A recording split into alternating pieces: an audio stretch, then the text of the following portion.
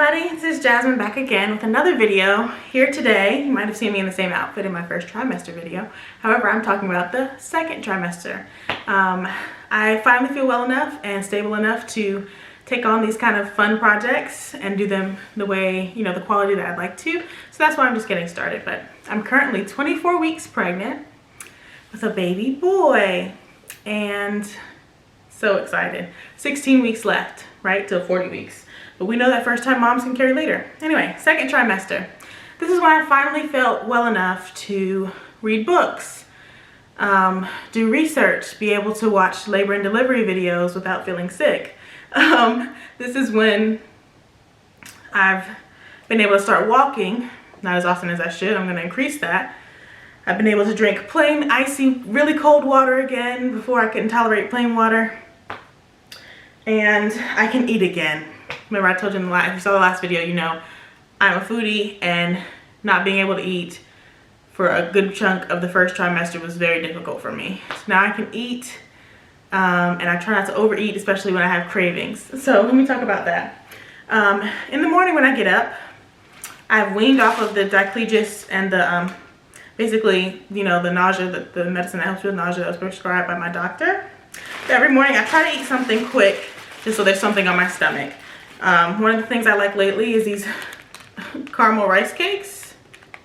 It's not super delicious, but it's just something that I can tolerate, and it's tasty enough and healthy enough that there's something on my stomach first thing. Sometimes in the middle of the night. I can drink water. I like spring water most of the time, even though we do have filtered water at my house. I like it very cold, so straight out the fridge or with a lot of ice in a cup. The other new things for second trimester is I have some sciatica, which a lot of people don't have that until the third trimester, but like the lower back and butt pain I have had a leg cramp in the middle of the night, which is not fun. I was kind of scared my husband a little bit when I was like, He was like, what? I was like, a leg cramp. And he kind of helped me through that, but that only happened one time, thankfully. Thankfully, no swelling. My belly has gotten a lot bigger. I showed y'all at the end of the last video, and I kind of dropped my camera a little bit. You can see it's quite a bump there. And those are the major symptoms. Other than that, I feel the most normal I have. I will say, in this region, when I sleep, as you know, increased blood flow does a lot to your body. Increased hormones and blood flow does a lot. And so the increased blood flow to your nostrils and everything can make it kind of make you stuffy, as if you have, kind of like allergy symptoms. And I have allergies anyway, so that's what it felt like to me. But then my doctor was like, a part of that is being pregnant. So I do use the unmedicated nasal saline spray that helps me in the morning. And my eyes would get really crusty and stuff, so that's gross, TMI. But yeah, just get a warm cloth and wipe that away. I also have the allergy eye drops just in case it's ever like irritated. What else?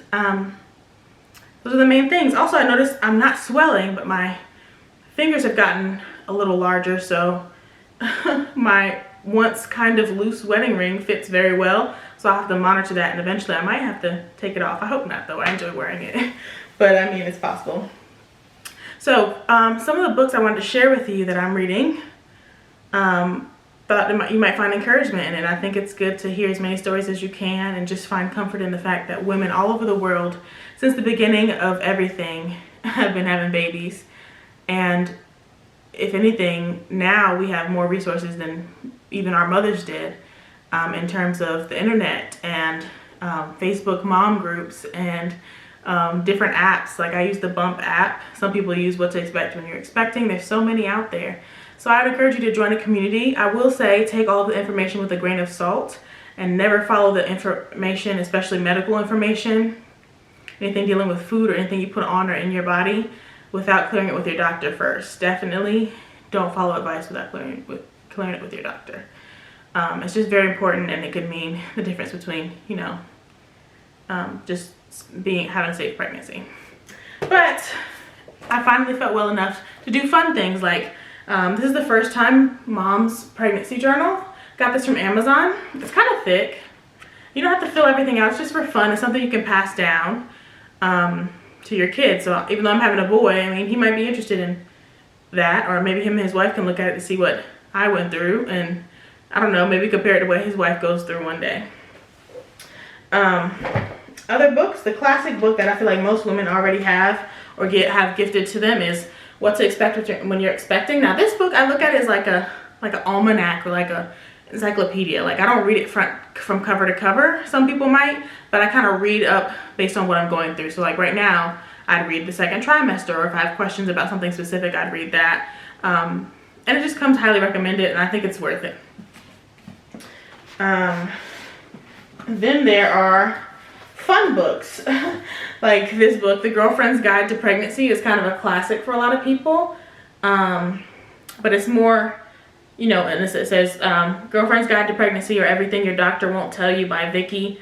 I think it's Iovine. I hope I didn't say that wrong. But this is just a cute book because it's just, you know, it gives comforting advice, and it just talks about real life experiences. It's written from as if you're talking to a girlfriend, like a friend. And so I think that's very cute. And then a book that my mom got me when I was in the thick of morning sickness and just being over the first trimester is The Big Fat Book for pregnant people. And I actually haven't colored that much in here. I've mostly read it, but it has like little puzzles and things to do, and honestly it might be something cute to bring with you when you're waiting for appointments or anything like that, or to take your mind off of nausea. If you like to color, it can be relaxing, so I recommend that. And then books for dad. My parents got this from my husband. It's called The New Dad's Playbook. How cute is that? And I haven't read this, but I think it's important to give resources to the fathers just as much as it is for the mother, because he's becoming a first-time dad too. So there's things he needs to know about me, supporting me and the baby. And then I got this one for him. It's called The Stuff You Really Need to Know, First Time Dad by John Fuller. I don't know if it's focusing. And so I don't think he's read them yet, but he has plenty. He has 16 weeks. No, I'm playing. He plans to read them, but you know that good old PS5 came out. Actually, go watch his channel. It's linked to mine. And I forgot, this book here is by Jordan Reid and Erin Williams, the Big Fat Pregnancy book. So that was just a really quick synopsis. The second trimester for me, as a lot of people describe it, has been the honeymoon period. I've loved it. I feel semi-normal, besides the fact that I'm very big pregnant. There's a lot of limitations and there's some aches and pains, but I feel great and I'm just thankful.